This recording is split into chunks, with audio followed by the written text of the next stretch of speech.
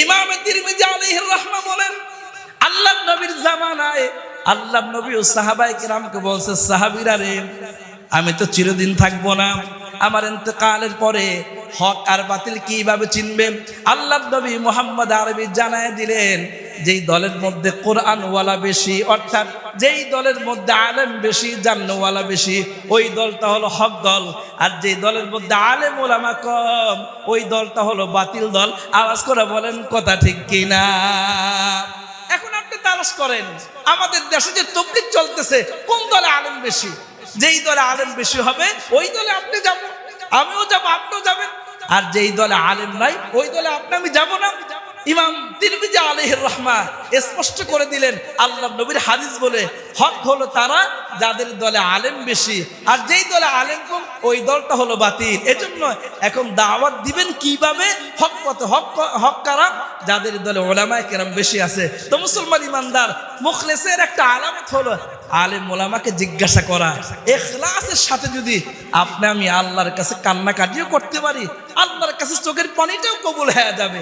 তবে চোখের পানি যেন হয় আল্লাহর জন্য। ও মুসলমান, আজকে আল্লাহর জন্য আমাদের কোন কাজটা হইতেছে? নিজের ভাব মতো হলে ইমাম সাহেবের কথাটা গ্রহণ করি না, আর নিজের মন মতো না হইলে আমি ইমাম সাহেবের কথাটা গ্রহণ করি না। এজন্য ইমাম বুখারী আলাইহির রাহমা বলছেন, প্রত্যেকটা কাজের আগে তুমি তোমার নিয়তটাকে সহি করো। দেশ চালাইতেছি, দেশ চালানোর আগেও আমি আমার নিয়তটাকে সহি করা। আমি একটা দেশ চালাইতেছি, কোরআন অনুযায়ী দেশটাকে পরিচালনা করা। আগের যুগে যারা দেশ চালাইতেন ওনারা তো কোরআন পড়তেন, কোরআন জানতেন, কোরআনের তর্জমা পড়তেন। এমন একজন বাদশাহ আমি আপনাদেরকে শোনাই, এমন একজন বাদশার ওয়াকিয়া।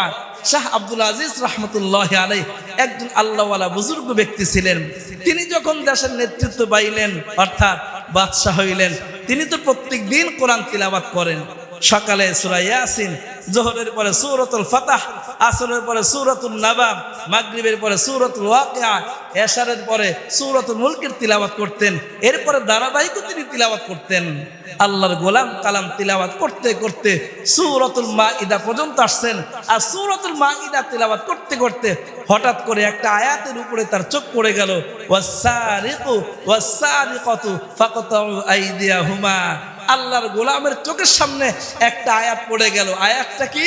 হে বাদশাহ, তোমার এলাকায়, তোমার দেশে যারা চুরি করবে, চাই চোর মহিলা হোক পুরুষ হোক, তাদের হাত কেটে দিবে, এই পরিমাণ হইবে।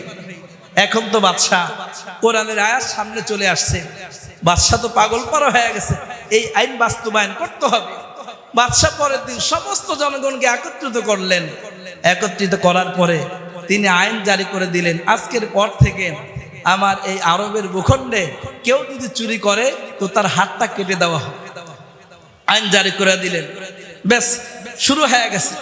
বাদশাহ বললেন আর এর উপরে আমল শুরু হয়ে গেছে। কিন্তু আমার ভাই, ওই জামানার মানুষ কিন্তু, ওই জামানার মানুষগুলো কিন্তু এত কাজ কাম জানতো না, অভাব ছিল। বেশিরভাগ মানুষ চুরি ডাকাতি করে তারা খাইতো। যখন সরকারের পক্ষ থেকে কোরআনে আইন চালু হয়ে গেল, কেউ যদি চুরি করে তো তার হাতটা কেটে দেওয়া হবে। আর সরকার তো যা কিছু করে মালিকের জন্য, আল্লাহকে রাজি খুশি করার জন্য। জিম্মাদারি আমি নিয়েছি, আমি যদি জনগণকে না চালাইতে পারি, আল্লাহর আদালতে তো আমাকে জবাবদিহি করতে হবে। কোরআন আমার সামনে, কোরআন দিয়ে সবকিছু বাস্তবায়ন করতে হবে। আপনি একটু তাকায় দেখেন না, ওই জামানার বাদশারা ওনারা কোরআন দিয়ে দেশ চালাইতেন। আর আমরা যে জামানায় আছি, আমরা যে সিলেবাসে পড়াশোনা করতেছি, যেই সিলেবাস আমাদের বাচ্চারা পড়তেছে, আল্লাহ মাফ করেন, স্কুল কলেজ ইউনিভার্সিটিগুলোতে যেই সিলেবাসে আমাদের বাচ্চারা পড়তেছে, এইভাবে যদি এই সিলেবাসে পড়াশোনা করতে থাকে, এক সময় আমাদের বাচ্চারা কবরে ঈমান নিয়ে যাইতে পারবে না। আওয়াজ করে এখন ঠিক না বেঠিক?